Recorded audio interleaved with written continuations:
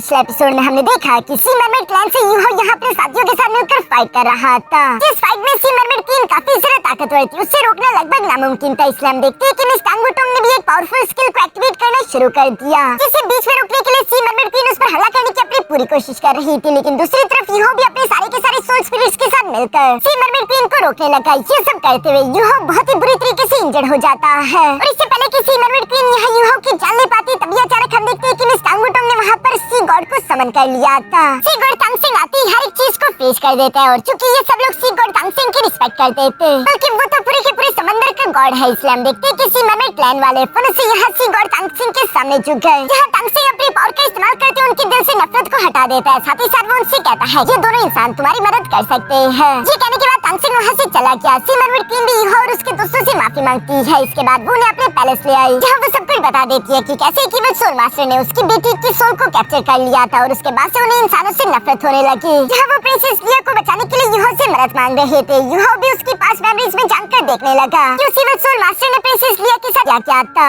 ये सब देखकर तो यूहो भी बहुत ज्यादा गुस्सा हो गया।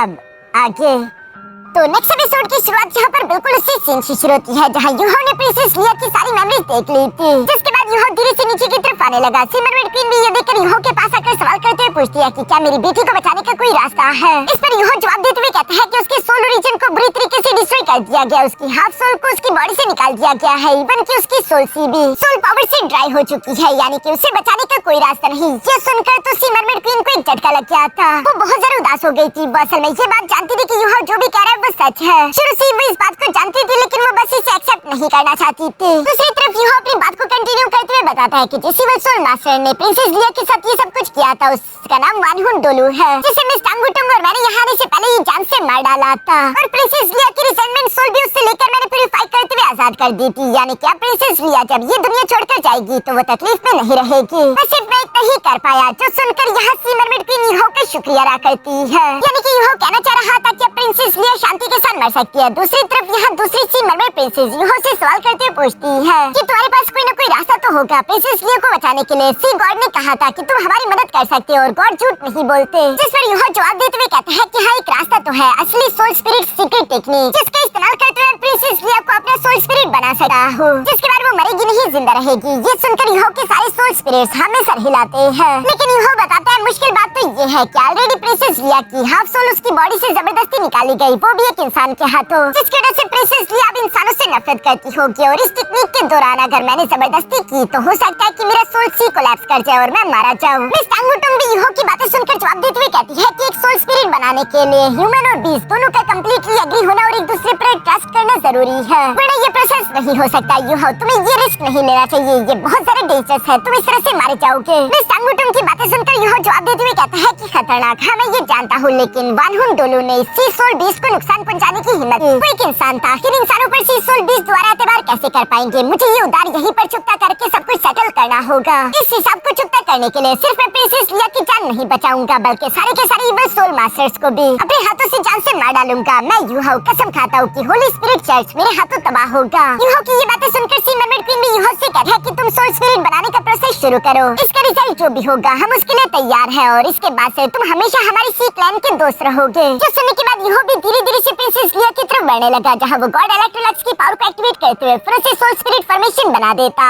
है। जिस सोल स्पिरिट फॉर्मेशन में प्रिंसेस लिया को तकलीफ हो रही थी और वो दर्द से जोरों से चिल्लाने लगी। जो सुनकर मिस टांगुटोंग परेशान होते हुए कहती है कि ये अच्छा नहीं है, प्रिंसेस लिया काफी ज्यादा डरी और घबराई हुई है। दूसरी तरफ प्रिंसेस लिया की बॉडी चूंकि अभी भी उसी टेक्निक के वश में थी, इसलिए हम देखते हैं कि वो यूहो के खिलाफ रेजिस्ट कर रही है और वो यूहो के साथ सोल स्पिरिट कॉन्ट्रैक्ट जनरेट करने के लिए तैयार नहीं थी। लेकिन यूहो उससे बचाने के लिए जोर जबरदस्ती उसके साथ सोल स्पिरिट कॉन्ट्रैक्ट जनरेट कर रहा था, इसलिए हम देखते हैं कि यूहो को भी तकलीफ हो रही है। यूहो की सोल सी के अंदर तो तूफान आ चुका था, बाहर की तरफ भी ये एनर्जी वेव चारों तरफ फैल रहे हैं। सी मरमेड क्वीन को अपनी बेटी की तकलीफ दिखाई रही थी, जबकि दूसरी तरफ यानमिंग यूहो की तकलीफ को देख पा रहा था और वो कहता है कि अच्छा नहीं है, अगर यूहो रुका नहीं और ऐसे आगे बढ़ता रहा तो यूहो का सोल सी कोलैप्स कर जाएगा। इवन कि यानमिंग यहाँ यूहो को आवाज देते हुए कहता है कि यूहो रुक जाओ, तुम्हारा सोल सी कोलैप्स कर रहा है, अगर तुम इसी तरह आगे बढ़ते रहे तो तुम मारे जाओगे।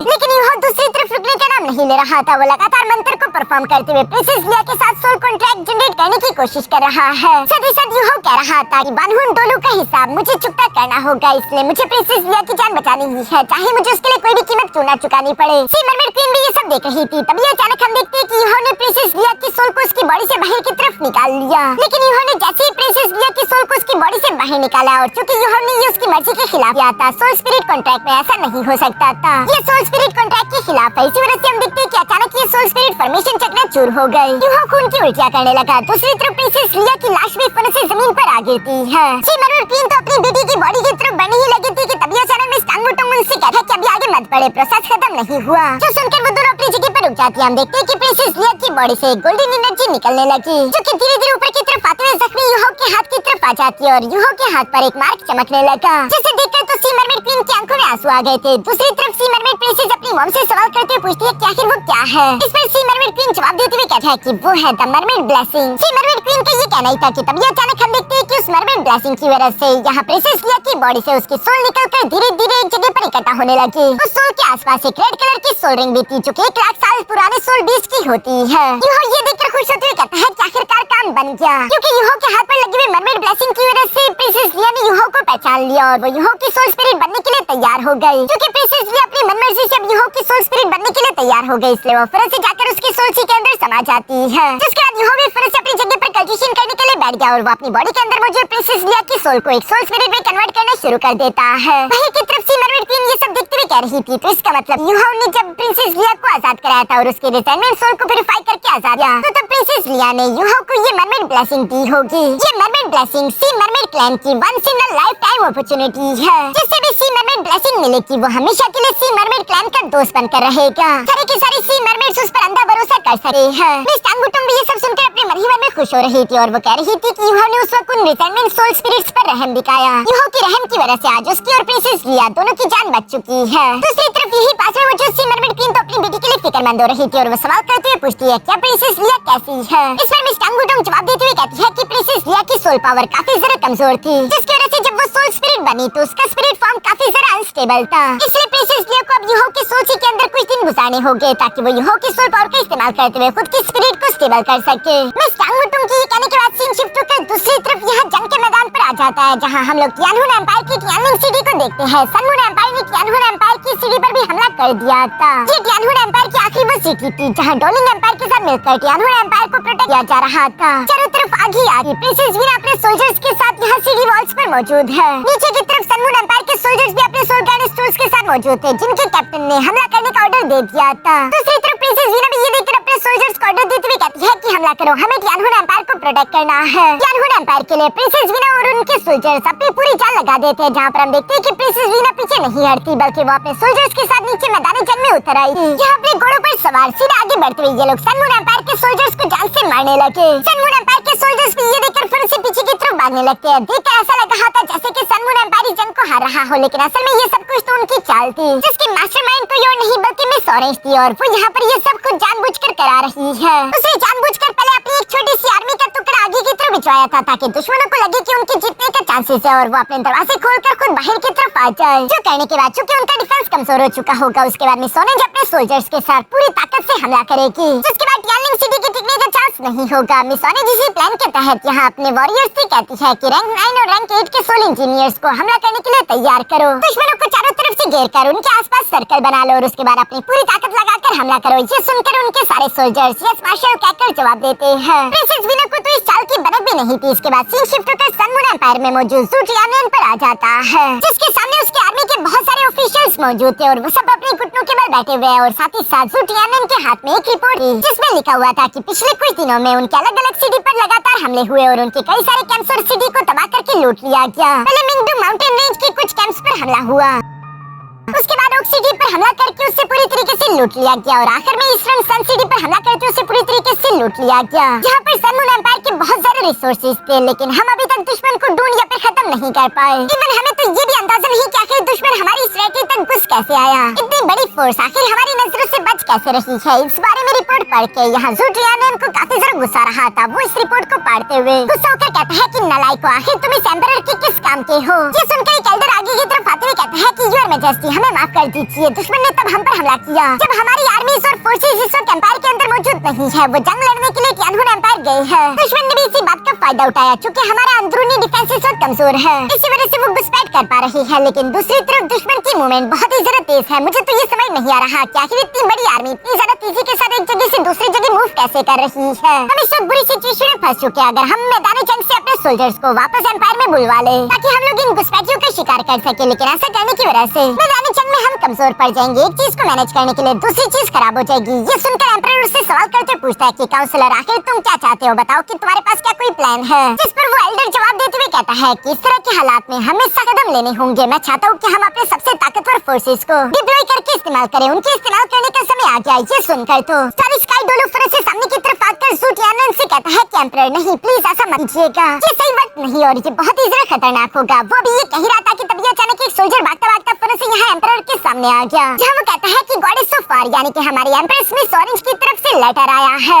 जिस लेटर को ज़ू टियानन पढ़ने लगा और उसमें मिस ऑरेंज ने लिखा था कि कुछ ही घंटों पहले आज सुबह ही हम लोगों ने टियानलिंग सिटी पर हमला किया, जहाँ टियानहुन एम्पायर और डोलिंग एम्पायर के कंबाइंड फोर्सेस मौजूद थे। जिस हमले में हमारे सोल्जर्स ने काफी अच्छी कारकर्दगी दिखाई। इंपीरियल फैमिली को पूरी तरीके से खत्म कर दिया गया और जो बाकी बचे कुछ थे, जैसे कि डोलिंग एम्पायर के कुछ फोर्सेस और प्रिंसेस वीना, उन्हें शेक एकेडमी का एक पावर हाउस यानी कि मास्टरयान वक्त आते ही वहाँ पर आकर उन्हें बचाते हुए वहाँ से ले गया। लेकिन टियानलिंग सिटी पर हमने कब्जा कर लिया। अगर ऐसे ही चलता रहा तो अगले 3 दिन के अंदर पूरे के पूरे टियानहुन एम्पायर की टेरिटरी पर हम लोग कब्जा कर लेंगे, जिसके बाद शेक एकेडमी भी नहीं बच पाएगा। यहाँ ये बात सुनकर तो सनमून एम्पायर के जितने भी एल्डर्स यहाँ पर मौजूद है वो सबके सब ज़ू टियानन की जय जयकार करने लगे। वो कहने लगते हैं कि योर मैजेस्टी, आप महान हैं, आपकी वजह से सनमून एम्पायर महान हुआ, आप हमेशा अमर रहे, सनमून एम्पायर हमेशा आगे बढ़ता रहे। अपनी जय जयकार सुनकर तो ज़ू टियानन को भी काफी अच्छा लग रहा था और वो जोर जोर से इवल्स की तरह हंसने लगा। इसके बाद सीन शिफ्ट होकर वापस से टियानलिंग सिटी पर आ गया, जहाँ मिस ऑरेंज ने टियानहुन एम्पायर के झंडे गिरवा दिए थे और सनमून एम्पायर के झंडों को हवा में लहराने लगी। साथ ही साथ मिस ऑरेंज अपने सोल्जर्स को ऑर्डर देते हुए कहती है कि चप्पा चप्पा चांद मारो, अगर तुम्हें टियानहुन एम्पायर का कोई भी वॉरियर दिखाई दे तो उसे फौरन से जान से मार डालना, कोई भी जिंदा नहीं बचना चाहिए। मिस ऑरेंज के सोल्जर्स ये सुनकर हमें जवाब देते हुए फौरन से चारों तरफ फैलने लगे। इसके बाद सीन शिफ्ट होकर वापस से यहाँ आईसीसी में आ जाता है, जहाँ यूहो को कल्टिवेशन फॉर्म में बैठे पूरे 10 दिन गुजर गए हैं। 10 दिन की कल्टिवेशन के बाद आखिरकार अचानक से यूहो ने अपनी आंखें खोल दी थी। यूहो की बॉडी से खतरनाक गोल्डन एनर्जी अनलीश हो रही है,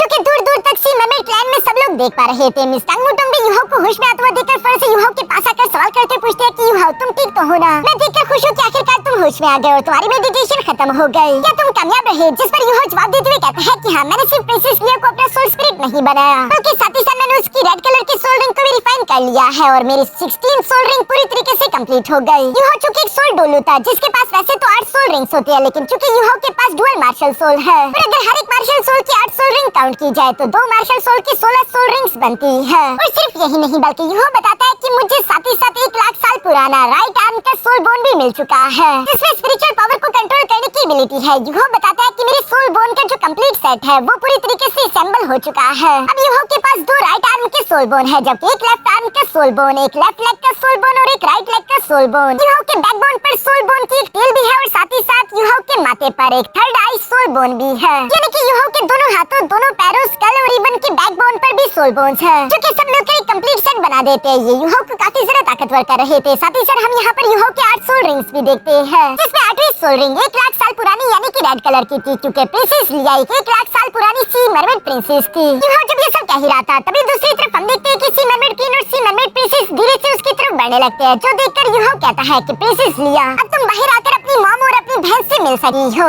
ये सुनकर यूहो की 6वीं सोल स्पिरिट यानी कि प्रिंसेस लिया यूहो की बॉडी से बाहर निकल आती है, जहाँ वो दिखने में काफी क्यूट और खूबसूरत लग रही थी। प्रिंसेस लिया को सामने देखकर उसकी फैमिली काफी ज्यादा इमोशनल हो गई थी, जबकि प्रिंसेस लिया भी अपनी मॉम और सिस्टर को देखकर इमोशनल होते हुए फिर से आगे बढ़कर उन्हें गले लगा लेती है, जो सीन इन दोनों के लिए काफी इमोशनल था। सी मरमेड क्वीन और सी मरमेड प्रिंसेस दोनों ही प्रिंसेस लिया को गले लगाते हुए आंसू बहा रही थी, लेकिन हम देखते हैं कि सी मरमेड क्वीन के आंसू यहाँ पर किसी तरह के पल्स में कन्वर्ट हो रहे थे। यूहो भी ये सब देख रहा था, तभी अचानक वो मिस टांगमुटोंग से सवाल करते पूछता है कि आखिर मुझे मेडिटेशन में कितना समय हो गया, जिस पर मिस टांगमुटोंग जवाब देते हुए कहती है कि पिछले 10 दिन से लगातार तुम मेडिटेशन कर रहे थे। 10 दिन का सुनकर तो यूहो को झटका लगा, क्योंकि उसे समय का अंदाजा नहीं हुआ था। वो सोच रहा था कि 10 दिन तो काफी ज्यादा है। अब तक तो सन मून एम्पायर जंग में काफी बड़ी बड़ी चालें चल चुका होगा। हम यहाँ पर और सारे समय ज़ाया नहीं कर सकते। जो कहती यूहा आगे बढ़कर सी मरमेड क्वीन से भी बात करने के लिए जाने वाला था कि तभी अचानक मिस टांगुटोंग उसका हाथ पकड़ते हुए कहती है कि यूहा रुक जाओ, इनको देखो, इनका भी फैमिली रियूनियन हुआ है, इस मोमेंट को इतनी जल्दी खराब मत करो। जिस पर यूहा भी शांत होकर खड़ा हो गया था, पर तभी अचानक प्रिंसेस लिया खुद यहाँ यूहा के पास आ जाती है और वो कहती है कि मास्टर मुझे माफ कर दीजिए, ये मेरी गलती है और मैं आप पर बर्डन नहीं बनना चाहती। मैं आपकी वजह से आज जिंदा हूँ, यही एक बहुत बड़ी बात है। हेवन ने आपकी मदद से मुझ पर बहुत बड़ा रहम किया है। आखिर मैं आपका और सारा टाइम यहाँ पर जाया कैसे करा सकी हूँ। जो सुनकर यूहा जवाब देते हुए कहता है कि तुम्हें ये सब कहने की कोई जरूरत नहीं, तुम्हारी जिंदगी इम्पोर्टेंट थी, इसलिए तुम्हें बचाना मेरी अपनी चॉइस थी और मैं अपनी मर्जी से यहाँ पर रुका, तुम्हारी इसमें कोई गलती नहीं। जिस पर प्रिंसेस लिया एक्साइटेड होते हुए कहती है कि ठीक है मास्टर, अब चूंकि हमारा काम यहाँ पर हो चुका तो क्यों ना हम लोग यहाँ से रवाना हो। प्रिंसेस लिया भी यूहा के साथ चलने के लिए एक्साइटेड थी। तभी अचानक सी मरमेड क्वीन आगे की तरफ आते हुए यूहा से कहती है कि प्लीज एक मोमेंट रुक जाइए। साथ ही साथ सी मरमेड प्रिंसेस यहाँ अपनी मॉम के आंसू वाले वो पर्स लेकर आ चुकी थी, जिन्हें देखते हुए यूहा सवाल करके पूछता है कि आखिर ये क्या है। ये तो वही आंसू है ना जो कि कुछ देर पहले आपने बहाए थे। इस पर सी मरमेड क्वीन जवाब देते हुए कहती है कि हमारी सी मरमेड क्लैन की सी मरमेड प्रिंसेस के पास ये वरदान होता है, हमारे आंसू स्पिरिचुअल पावर के प्योर एसेंस से बने होते हैं। क्योंकि हम लोग एक स्पिरिचुअल टाइप सोल बीस्ट है और तुम एक स्पिरिचुअल टाइप कल्टिवेटर, तो इन आंसू में मौजूद स्पिरिचुअल पावर तुम्हें काफी जरा मदद करेगी। जो कहती वही आंसू वाला पल यहाँ यूहा के थर्ड आई में भेज देती है, जो कि यूहा के सोल सी के अंदर इंटर कर गया और उसके अंदर मौजूद स्पिरिचुअल पावर की वजह से यूहा की सोल सी दोबारा से रिकवर होने लगी। इवन की यूहा की सोल सी पहले से ज्यादा एक्सपेंड करने लगती है, उसकी ताकत इंक्रीज हो रही थी। जो देखकर तो यूहा खुद भी सरप्राइज हो गया था, उसे यकीन नहीं आ रहा था कि इसकी वजह से उसके सोल कोर की एनर्जी पहले से काफी ज्यादा इनहेंस हो चुकी है। यूहा यहाँ पर उन सारे के सारे स्पिरिचुअल पावर वाले टीयर्स को ले लेता है, जिन्हें एक्सेप्ट करने के बाद यूहा खुश दिखाई दे रहा था। सी मरमेड क्वीन यूहा से कहती है कि तुमने हम पर बहुत बड़ा एहसान किया है, हमारे सी मरमेड क्लैन तुम्हारे इस एहसान को कभी नहीं भुला सकता। ये तो हमारी तरफ से बस तुम्हारे लिए एक छोटा सा तोहफा है, ताकि हम बता सके कि हम दिल से आपके कितने सारे शुक्रगुजार है। ये सब सुनकर यूहा जवाब देते हुए कहता है कि कोई बात नहीं, ये तो मेरा फर्ज था। इसके बाद हम देखते हैं कि सी मरमेड क्वीन और सी मरमेड प्रिंसेस यहाँ यूहा और उसके दोस्तों को प्रिंसेस लिया के साथ अलविदा करने के लिए पहले से बाहर तक आ जाते हैं। जहाँ सी मरमेड क्वीन यूहा से कह रही थी कि आज और अभी से प्रिंसेस लिया आपकी जिम्मेदारी है, प्लीज उसका ख्याल रखना। जिस पर यूहा जवाब देते हुए कहता है कि प्रिंसेस लिया की तरफ से आप बेफिक्र हो जाइए, इवन कि अगर सी मरमेड क्लैन को फ्यूचर में मेरी कभी भी जरूरत पड़ती है तो मैं आपकी मदद करने के लिए हमेशा तैयार रहूंगा। जो सब बोलते हुए यूहा इन्हें अलविदा करके मिस टांगुटोंग और प्रिंसेस लिया के साथ वहाँ से रवाना हो गया। ऐसे से वापस की तरफ जाते हुए यूहा और मिस टांगुटोंग अपनी पूरी रफ्तार से बढ़ रहे थे। जहाँ रास्ते में जाते हुए यूहा अपने मन में कह रहा था कि मिस सोरेन, सू टियानन, सन मून एम्पायर, तुम लोगों ने टियानहुन एम्पायर को जितना भी नुकसान पहुंचाया है, वहाँ जितना भी खून बहाया, उस खून की कीमत तुम लोगों को भी खून से चुकानी होगी। ये सब कहते हुए यूहा और मिस टांगुटोंग वहाँ से रवाना हो गए थे। जिसके बाद सीन शिफ्ट होकर यूहा के स्पेक्ट्रल अंडरवर्ल्ड में आ गया, जहाँ यूहा के बाकी के दोस्त परेशान हो रहे थे क्योंकि कई दिन गुजर गए लेकिन अभी तक यूहा और मिस टांगुटोंग की कोई भी खबर इन तक नहीं आई थी।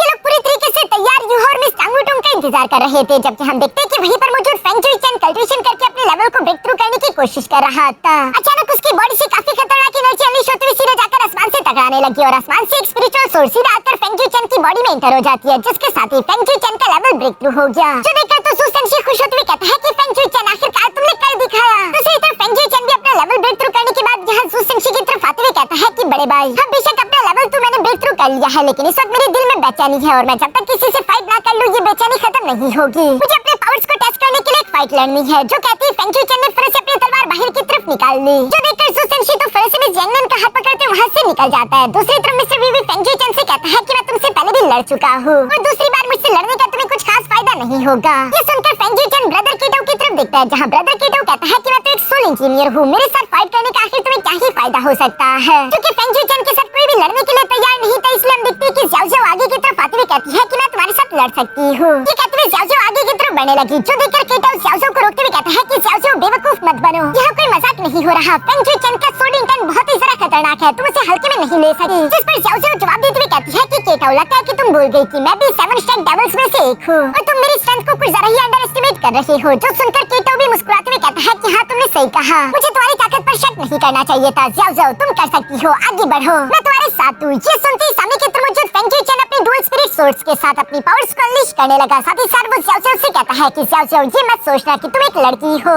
इसलिए मैं तुम पर रहम दिखाऊंगा। जो सुनकर दूसरी तरफ ज़्याओ ज़्याओ भी अपनी सेकंड मार्शल सोल यानी कि अपने फ्लूट को बाहर की तरफ निकालते हुए अपने सोल रिंग की पावर्स को अनलीश करते हुए कहती है कि फिक्र मत करो, तुम्हें होल्ड बैक करने की कोई जरूरत नहीं। मैं चाहती हूँ कि तुम अपनी पूरी जान लगाकर मुझसे फाइट करो, मैं तैयार हूँ। यहाँ ज़्याओ ज़्याओ और फेंग जुई चैन दोनों एक दूसरे के आमने सामने खड़े होकर अपनी पावर्स अनलीश कर रहे थे और इसी जबरदस्त सीन के साथ हमारा ये एपिसोड यहीं पर खत्म हो जाता है।